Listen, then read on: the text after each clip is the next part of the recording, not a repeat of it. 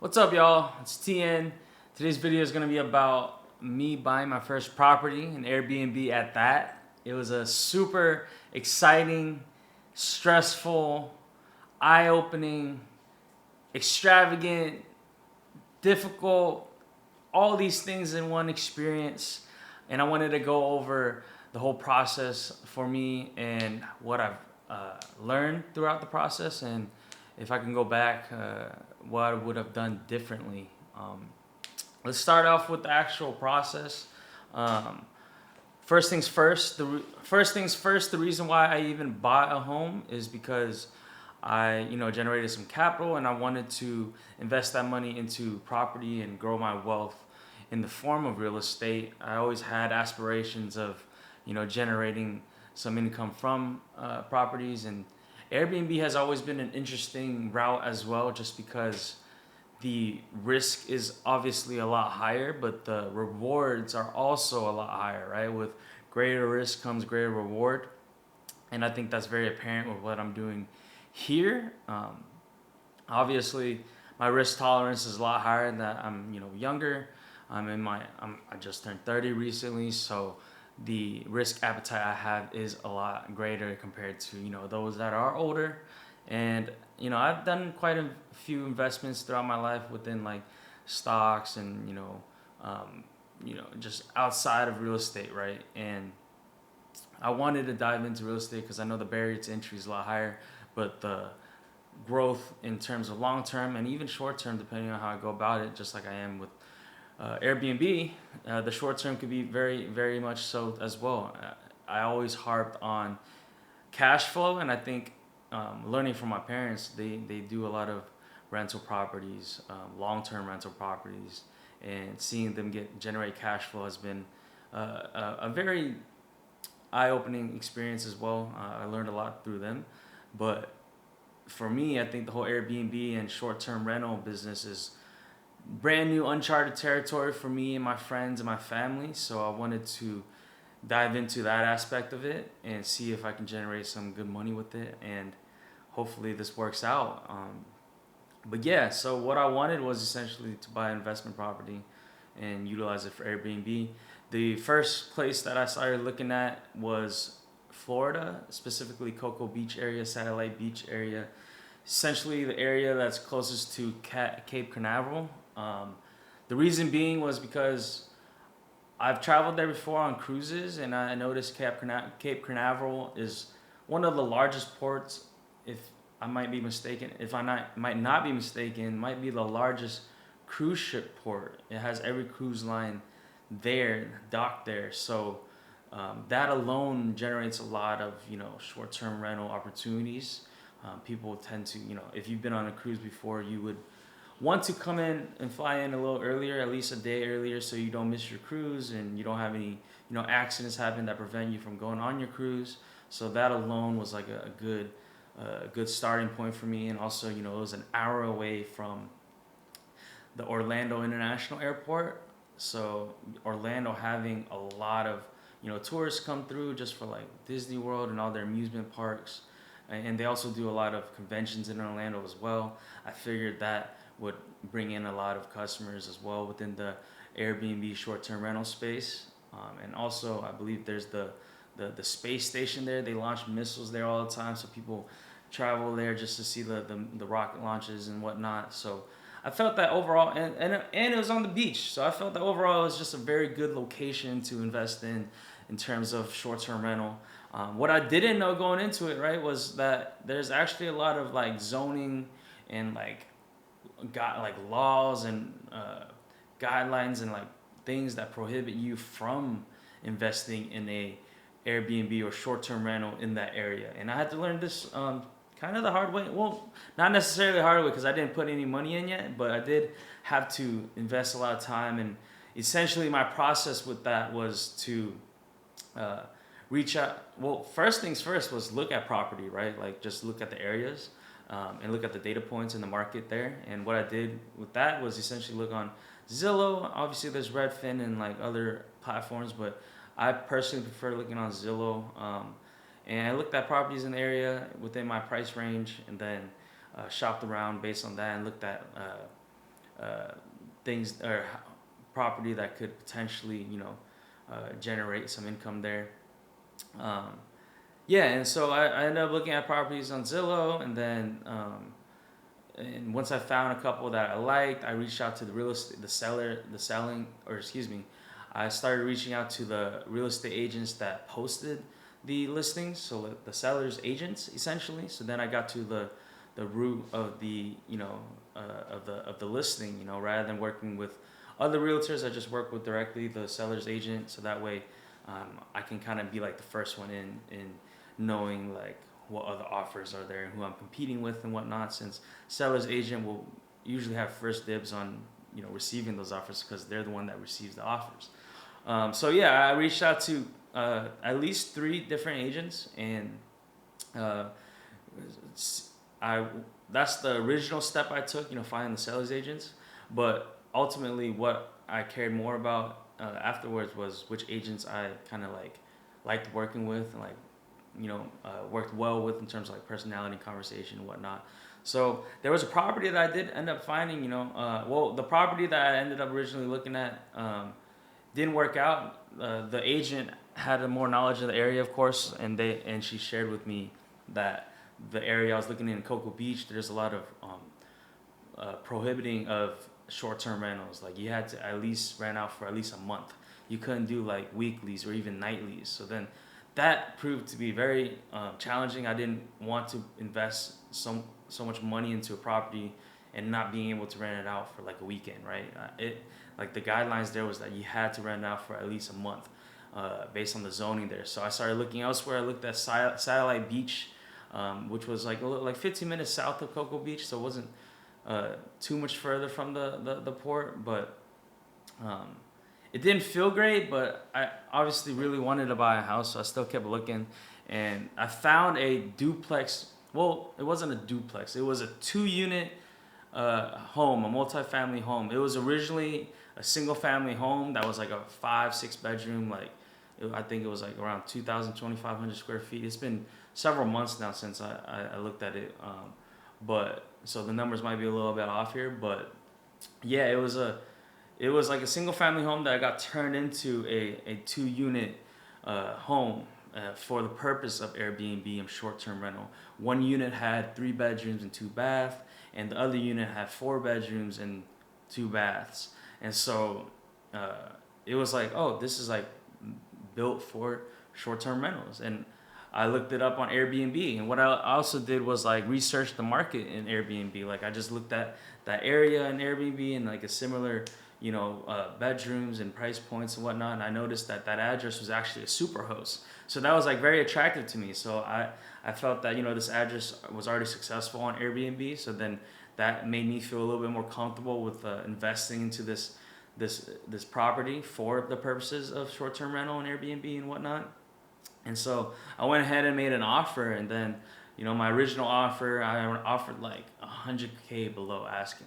And the beautiful thing is, I know like with the recent market, a lot of listings and a lot of homes were going for above asking, right? But I noticed the trend that is occurring right now is that prices are starting to fall because interest rates are so high. So I started off by offering like 100K below asking. I think the asking was like 800K, so I offered like 690K or something ridiculously low. And I asked for it to be furnished, meaning leaving all the beds and sofas and everything intact, so then I could essentially just buy it and post it on Airbnb right away. And then there was some back and forth, right? There was some back and forth there. They didn't offer the initial offer, but they said they think about it. So that meant they were really wanting to sell it. Ultimately, there was a counter offer, and then I counter offered, and then there was an acceptance. I think I was able to get the home offer. I was able to get an offer accepted that was like 50K under the asking, and I was able to get it to be furnished. And so I was exciting, right? That was exciting to get that offer accepted, but I wasn't like fully in on it, right? Keep in mind, the reason why I'm not fully into it was because I live in New York, and I'm about to purchase a property in Cocoa Beach or Satellite Beach, Florida. And I thought, originally looking at it, I noticed there was an airport that was like 15 minutes away from Cocoa Beach slash Satellite Beach area. So I'm thinking like, all right, I could fly there, and then like if anything, if I need to be there on site, then like it won't be that bad of a flight, because it's like a 3-hour flight, 15-minute drive, boom, boom, boom, done. And so that was what's going through my head. And so when the offer got accepted, well, I didn't know, again, like I never really bought a home before or a property before. So I didn't know the process clearly. And hopefully, making this video, I get to share these mistakes or these things I didn't know, and like what I've learned from the process, so that you guys in the future, or at least myself, I can reference this in the future as well to know, like, remember like what the process is like. Because these things, not everyone teaches you. There's so much things going on within the real estate buying process. So yeah, what happened was the offer got accepted, and I signed. Like when you make an offer, you have to sign a document, right? You have to sign a document, and essentially you're signing an offer agreement. Like if they accept, then like you have to like start the whole buying process. And I didn't know like things happened so quickly in that moment. So what happened was the offer got accepted, and next thing you know, I needed to wire earnest money into an escrow account to basically be in good faith of purchasing this property. And that earnest amount was like $10,000, or it was like $8,000 or something like that, right? Again, this was like about 4 months ago. This is back in July. It's about to be November right now. And yeah, so I was like, I had the money ready, but then I was like, I didn't know if I really wanted to buy this house yet. Like I didn't know like for sure if this was the move. Talking about it with my parents and like my closest friends, and I'm just thinking like I might buy this house, but like it didn't feel like it was like the right move, But I was like, I just wanted to buy a house. Either way, if I buy a house, I get equity, I generate wealth. Like either way, if it doesn't even generate any monthly income, at least I can like afford the mortgage payment based on like some income, right? That was the thinking that's going through my head. Like I wasn't thinking about profiting. I was just thinking about like, at the very least, I'm trying to break even so I can have a house, right? And eventually I can sell that or do with it as I may, right? So that was the thinking process. I was like, all right, maybe I'll follow through with this. And I'm about to like book my flight to go check out the house. I wasn't gonna, buy this house sight unseen. So I'm like looking at flights. I was about to fly like 3 days later. I remember the offer got accepted like over the weekend on Monday, and I had to like fly out there that week because I got like 10 days to do inspections and whatnot, right? And I had to wire the money in like 2 days. And so in my head, I'm like, this is a lot going on right now, so fast, so quick. And so I ended up looking at flights, and then it turns out I had to fly into Orlando. There's no flights from New York to, I don't recall the airport that's closest to Cocoa Beach, but there's no direct flights there. I had to fly to Orlando, and that's an hour and a half drive, depending on traffic, to the house. And in my head, I'm like, this is a lot more than I intended. That like scared me off even more so. And I'm like going through my emails to check the docs. And next thing you know, I'm subscribed to, I remember subscribing to on StreetEasy, which is like a New York subset of Zillow that lets you see all the New York real estate, because New York real estate's freaking crazy. So it like has its own platform. And I remember looking at one of my emails, and it's like, one like $900,000 home in Brooklyn, and right now I live in Manhattan, and I used to live in Brooklyn. So like I was just thinking to myself, I looked at the listing. I don't know what made me do it, but I clicked on the email and I saw this listing for this really nice apartment that's like looks brand new, floor to ceiling windows, just 2 units, and it was like going for like a little under $1 million, right? And I'm like, yo, what if? And keep in mind, my best friend, who's in San Francisco, he does this whole house hack thing where his home he turns into a 2 unit and lives in one and then rents out the other. Essentially, I could have done that with the Florida one since it's 2 units, but I didn't want to move to Florida or Satellite Beach at that, right? But anyway, I saw this listing in New York, and I'm like, this could work. Like I don't mind Brooklyn, and this apartment looks really nice. It's a 2 unit. I could live in one and then rent out the other, and essentially, and I don't have to pay rent no more. I can just, if anything, like break even on the mortgage or just get like a really affordable mortgage payment. And so I was like, maybe I should just stay in New York. And it's my first property that I'm purchasing, so at least I'll be like there. If anything goes wrong, I could just fix it myself. I'm like pretty handy myself, you know, and I like working with my hands. And so I was like, you know what? I'm gonna look in New York. I decided to change my mind. You know, it was like July, the offer was accepted, and then I like started like going ghost on the realtor. And keep in mind, I was working with a loan officer as well, and like I didn't know this whole process. So, and sorry for rambling a bunch here, but like essentially, I kind of want to go over the process now, just to you know, harp on like a higher level overview of the process. Essentially, when you want to buy a home, you got to get a pre-approval, right? And to get a pre-approval, you have to have some docs to like show your like your income and your like credit and whatnot, and then you apply for a pre-approval through a lender, and then you work with the loan officer to get this pre-approval document, and then when you get a pre-approval, you're like pre-approved for a certain amount to, you know, make offers. And so I got that pre-approval and did that in Florida, and so I did this again in New York, and I got the pre-approval for 800K in Florida, and then this property I'm looking at in New York is like a million, like 950K or something like that, and so I needed another pre-approval loan for that amount. So then I started repeating the whole process again, which is look for, you know, another realtor in the New York area, and then have them refer me to a loan officer, and then I got a pre-approval for that amount, and then so I started making offers on that Brooklyn apartment. So then I backed out. You know, what you could do essentially is like there's that 10-day after the offer is accepted, you can back out. So essentially what I did was I backed out of the Florida home. I'm like, yo, I'm not gonna buy Florida. I think I decided to just buy a property in New York. And you know, they were understanding. Obviously they weren't too happy about it, the realtor and the loan officer I was working with in Florida, but I'm sure they go through this process a lot. So shout out to them for working with me, you know, and you know, these relationships you build, they might last a lifetime. So who knows? Maybe I'll go back to Florida and purchase another home there in the future. So then at least I have these relationships built already, right?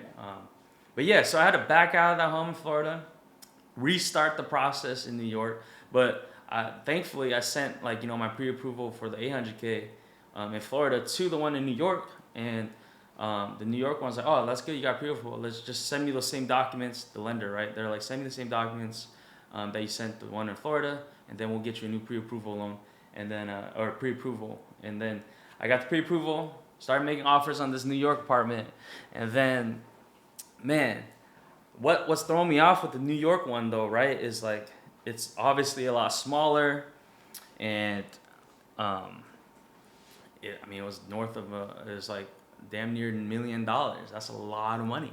And the number one thing that was really throwing me off was the location. So it was like East Brooklyn, you know, not so far east, but it was like on the border of oh man, what's the area? It's like the border, like the west border of East Brooklyn, but it's like Gainesville. That's where it was, right? And that's it. Like when I went to go check out the area, it was not the safest area per se, and it's crazy because I used to live in Bed-Stuy when I first moved there, and that's only like a 10-15 minute walk away from this property, but it's New York, so like just one block is enough for things to just completely change. And so yeah, the area was not looking too hot, too bright, but now I knew that, you know, there are property out there that I could potentially buy in New York. So I was really like, you know, I'm gonna buy a house hack in New York. So I started searching around and shopping around for property that was like more west of that area. But oh my gosh, like looking just like 5 minutes west, like 5 minute walk west of that property, things started getting really old and more expensive, and it was like insane differences, and it was like this is crazy. Like there was just like insane differences in prices and like how old they are, and like there was like rundown apartments or buildings that were like damn near $2 million. That was only like a 5 minute walk away from the one I was looking at. The one I was looking at was like a brand new remodel. Obviously the building's from like 1920 something, but it was freshly remodeled last year and no one's lived there yet. So I was gonna be the first person to live there.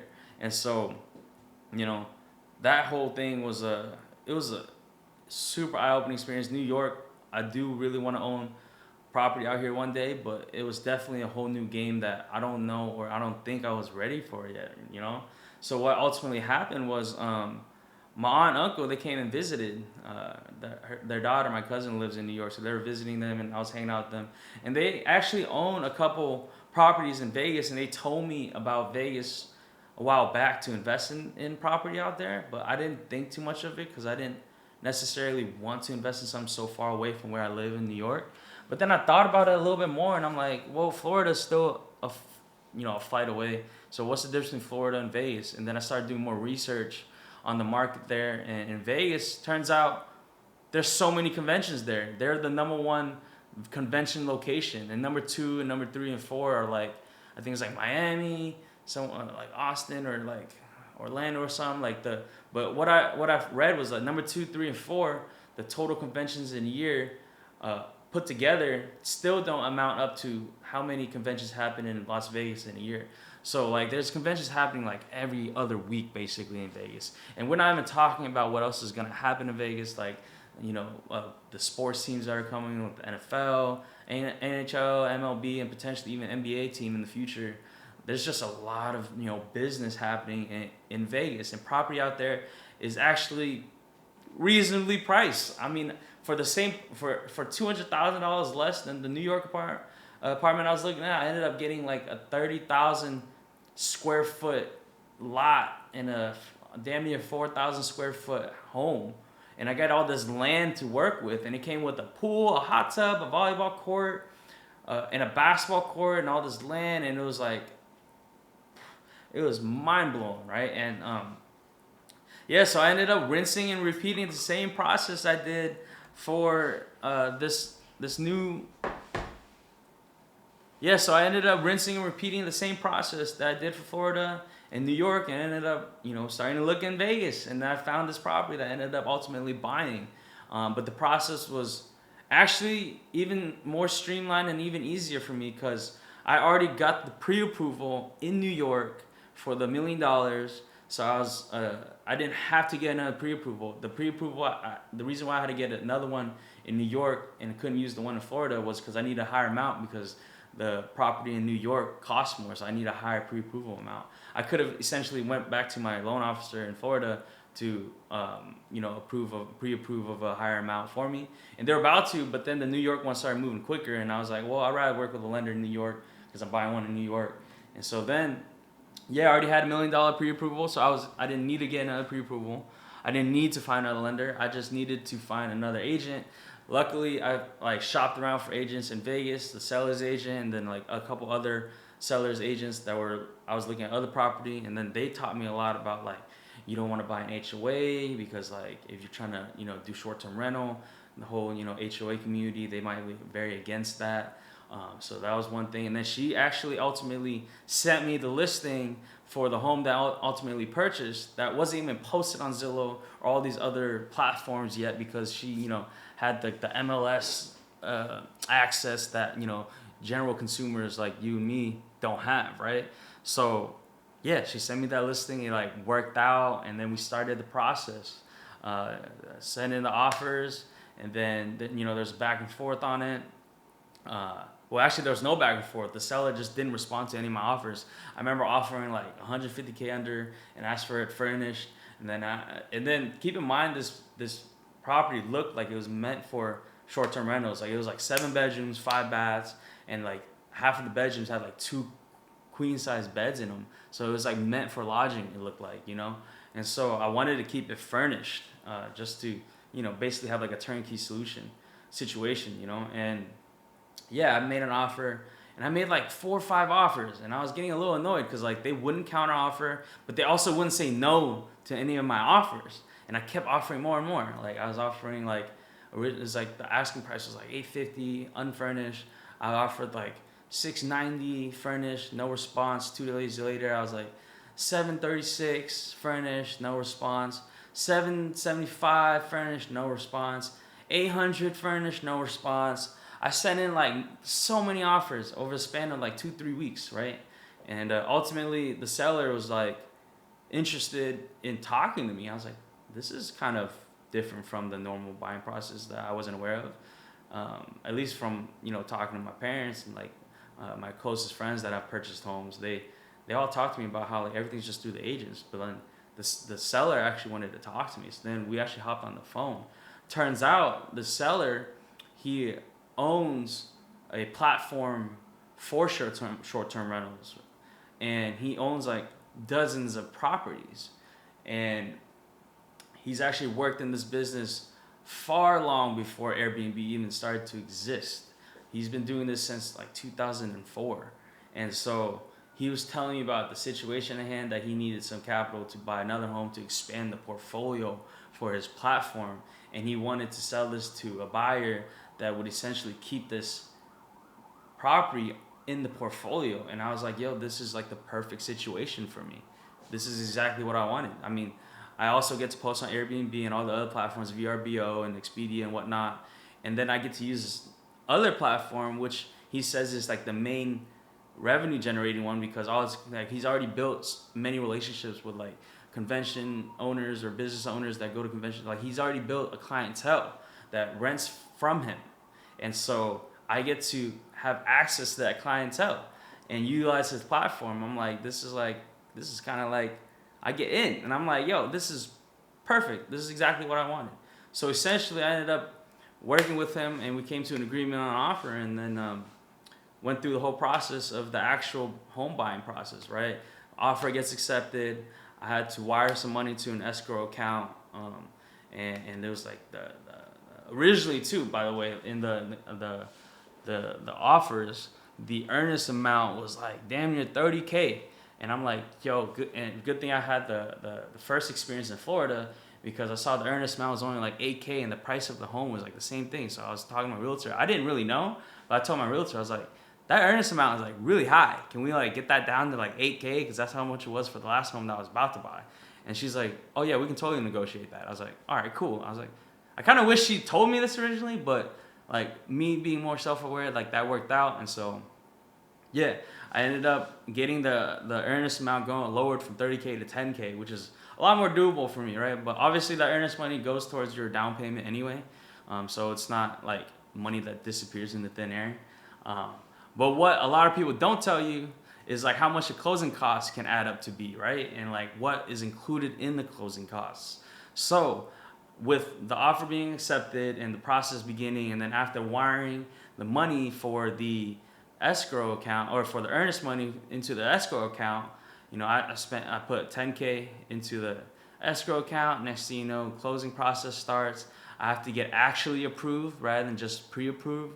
So with the whole approval process, underwriting requires basically the same documents as the pre-approval, and with addition to some other things, some other documents that they may need. So for me, they required additional documents on like my like current jobs, and like if I am able to work remotely from Nevada. And that was like a whole thing, because one of my jobs, it's a larger corporation, and if I were to change my address to Nevada from New York, they would have had to lower my compensation, so then that would have affected my underwriting and approval.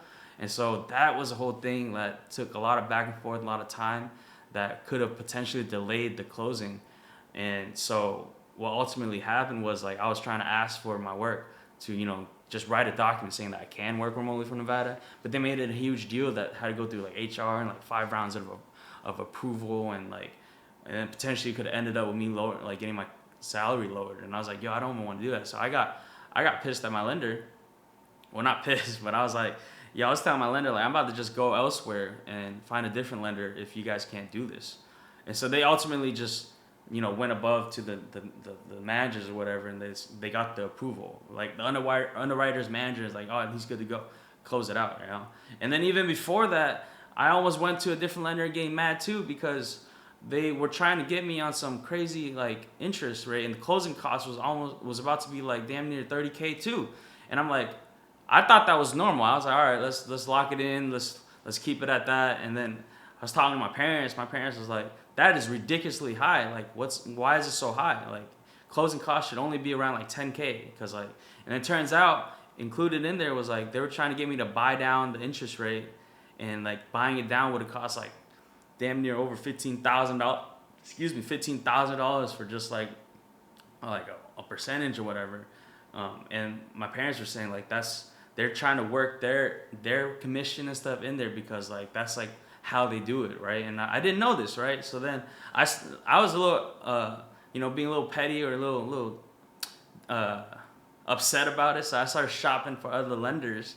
And then all these other lenders were saying they could give me better rates. Da, da, da. Next thing you know, I didn't realize like the whole lending game and all these loan officers and stuff, they're also salespeople at the end of the day. They're also people trying to get theirs. I always thought it was like on the realtor side, but I guess lo and behold, like they either try to get you in the beginning or they try to get you in the end, right? So right now they're trying to get me in the end. So I started shopping for other lenders, and then ultimately, what that did was create pressure on my lender to want to really work with me, right? And so they were saying like, "Yo, we're like 95% done. Like, let me see what I could do. Like, I don't know if I." And then ultimately, I was able to negotiate my interest rate down without paying it down. So keep that one in mind. That one's definitely a doozy, right? Like, and all these other lenders, I was like negotiating with these new lenders, saying like, "Yo, I want to make sure that like, if I work with you, like you can actually do better than my current lender." And they all say they can, and then I was like, "Yo, I need you to like send me an email like for proof." And so then they like sent me like some draft emails of what they can provide. And then when I went through the numbers, like these other ones were like making their money somewhere else a part of the closing. Like instead of the origination fees, they included it like somewhere else around like on the other side of things, or I forgot exactly where, but they're all trying to get you some way somehow, because there's just so many fees and like ways to manipulate the closing costs for them to make money or for them to like sell you on using them. And so ultimately what advice I got from my parents was essentially to, don't let your feelings get in the way. This is a part of the game. Like just leverage the negotiations and negotiate with your current lender and talk them down. Just talk to them because you're almost done with them. You don't want to go through underwriting all over again and then come to find out you restart the process, and then the next thing you know, the new lender's like giving you even worse percentage because like nothing's guaranteed. And so I was like, that's a good point. All right, let's just stick to it. And yeah, so then I was able to negotiate down the interest rates, and then my closing costs ended up being like less than 10K, so that was very good. And then I got a rate that was like, I guess it was fair. 7.625% is not like crazy, but I mean it is really high right now. I can always refinance later or whatever. But again, in my opinion, the only thing I really cared about was this is a home I'm buying in for investment purposes, and I want to know that this is going to generate some good income.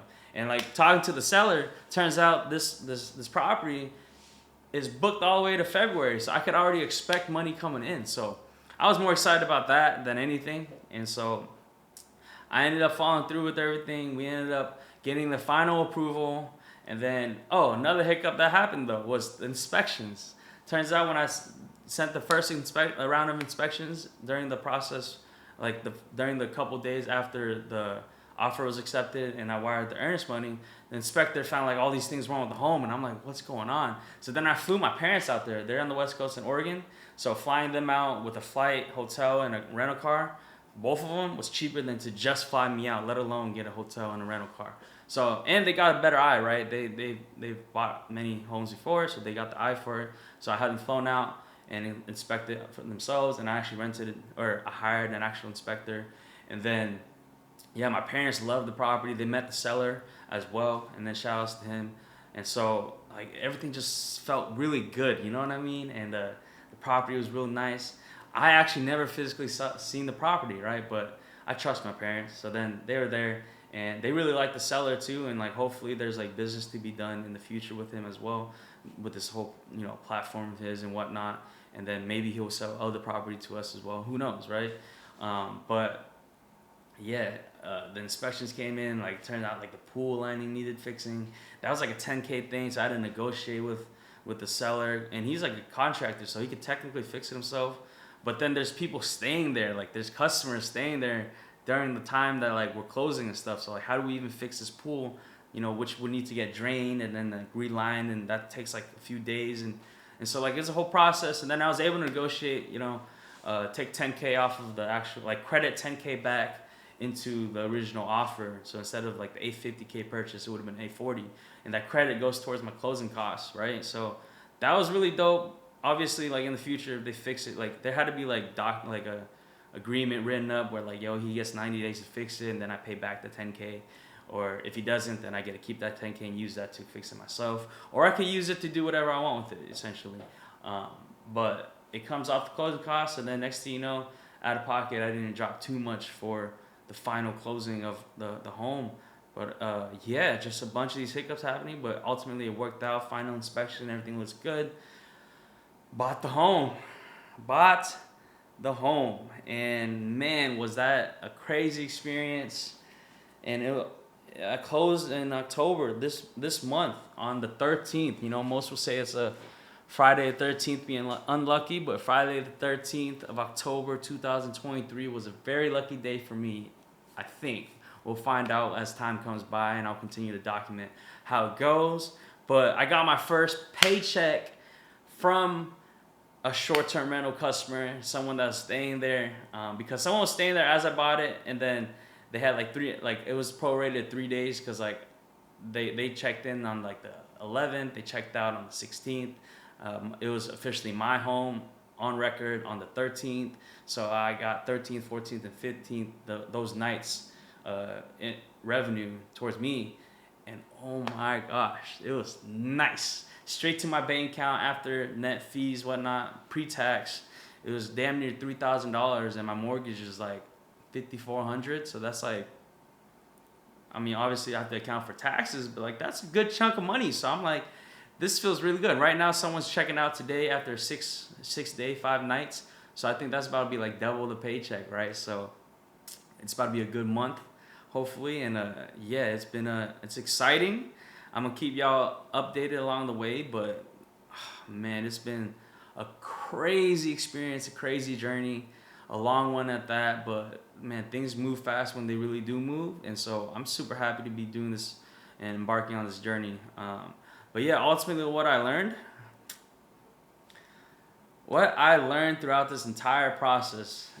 Oh man, one thing's for sure is that negotiating happens at every single part of the process, whether that's negotiating with the first realtor you talk to and having them work for you rather than against you, or negotiating with the loan officers, negotiating with the seller, negotiating with the lenders, the underwriter, like everyone, like every person that's involved in this process of buying a home, you have to negotiate with, essentially. You have to discuss things with. And one thing as well that I learned is like not be afraid to say what you want. Like, for example, when I saw the whole earnest money thing, my realtor, maybe she wasn't the best realtor, but I was very comfortable with her, and she was like always willing to work with me. And maybe a better realtor would have told me to ask down the earnest money, but she didn't tell me to do that. But I did do it. Ultimately, she was very nice about it. She was dope. She like got it done for me. So then, you know, everything can be negotiated. Every single thing, even just like the little small details, can be negotiated.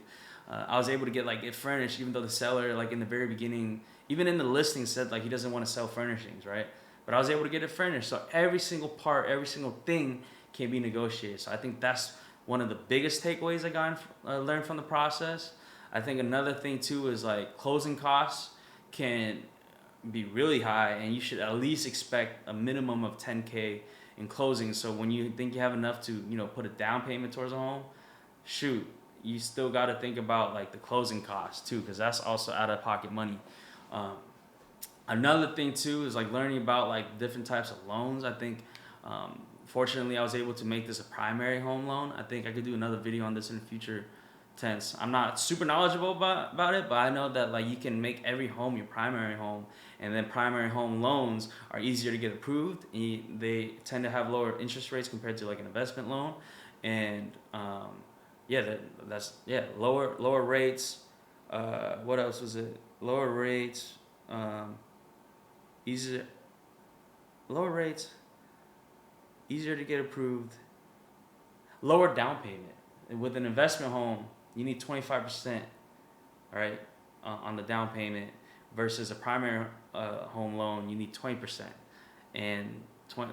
So then, yeah, it's a lower rate, lower down payment. Like that's easier to get approved. It's just like a dub across the board, and you can make every subsequent home a primary home just by claiming that you're moving there. But that, again, that's a video for another day.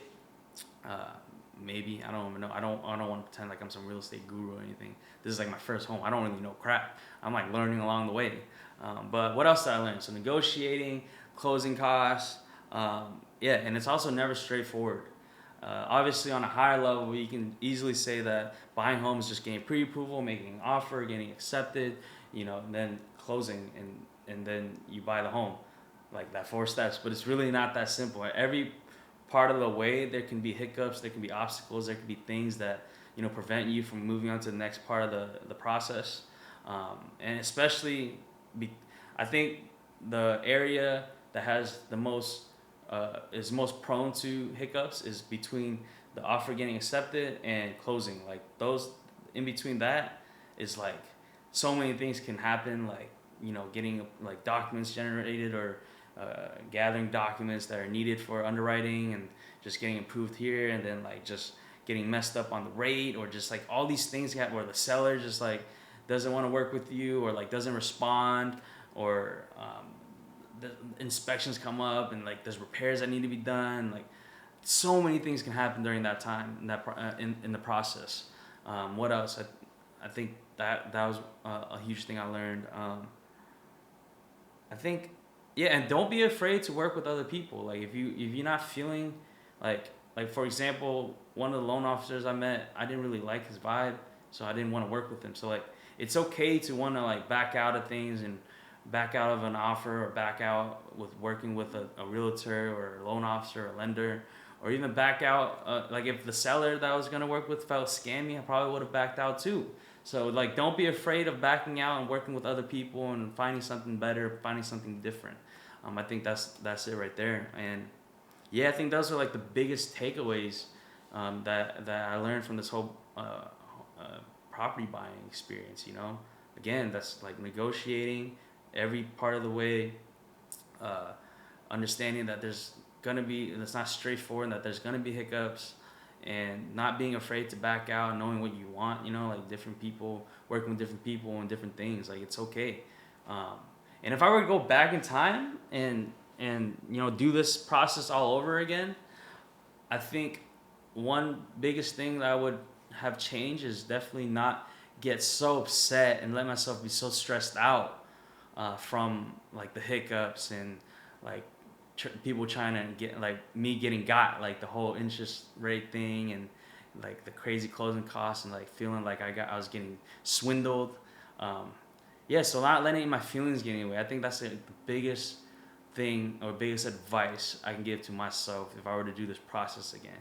Is like, yeah, I can get all the documents ready and whatnot, but like just not letting me get into my own feelings, and also not getting so stressed about it, because like it should be an exciting time. Obviously, it is stressful. It is a lot going on, and there's a lot that can happen, but enjoy the process. Enjoying the process is so important.